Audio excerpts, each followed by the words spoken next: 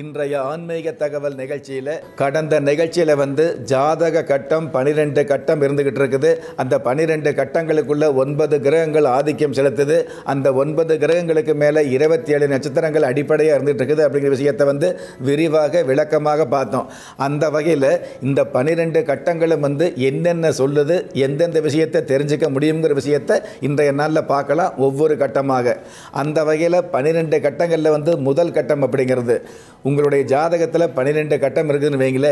அந்த 12 கட்டங்களில் எது முதல் கட்டம் அப்படிங்கிற ஒரு எண்ணம் இருக்கும் இல்லையா, ஒரு சந்தேகம் இருக்கும் இல்லையா. எந்த ஜாதகமாக இருந்தாலும் அந்த ஜாதகத்தில் இந்த 12 கட்டங்களில் ஏதாவது ஒரு கட்டத்தில் லா அப்படின்னு போட்டு அதற்கு கீழே ஒரு கோடு போட்டிருப்பாங்க.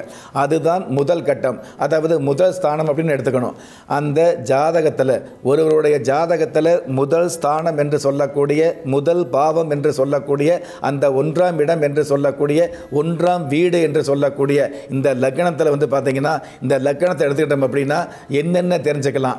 ஜாதகருடைய அனைத்துமே தெரிஞ்சுக்கக்கூடிய அமைப்பு முழு ஜாதகத்தில் இருந்துகிட்டு இருந்தால் கூட இந்த 1ஆம் இடம் அப்படிங்கிற லக்னத்தை வச்சு ஒரு ஜாதகருக்கு தெரியக்கூடிய அம்சம் என்னென்னு கேட்டீங்க அப்படின்னா, இந்த மாதிரி லக்னம் சார்ந்த இந்த விஷயத்தில் ஆணாக இருந்தாலும் பெண்ணாக இருந்தாலும் அவருடைய உருவ அமைப்பு சம்மந்தப்பட்டது, கல்வி அப்படிங்கிற அமைப்புக்கு மேலே, படிப்பு என்ற விஷயத்துக்கு மேலே கொள்கை பிடிப்பு சம்மந்தப்பட்டது, அதே மாதிரி அவருடைய நல்ல எண்ணங்கள் சம்மந்தப்பட்டது, உயரம் சம்மந்தப்பட்டது, ஜாதகருடைய நிறம் சம்மந்தப்பட்டது, இந்த மாதிரி விஷயங்களை தெரிஞ்சுக்க முடியும்.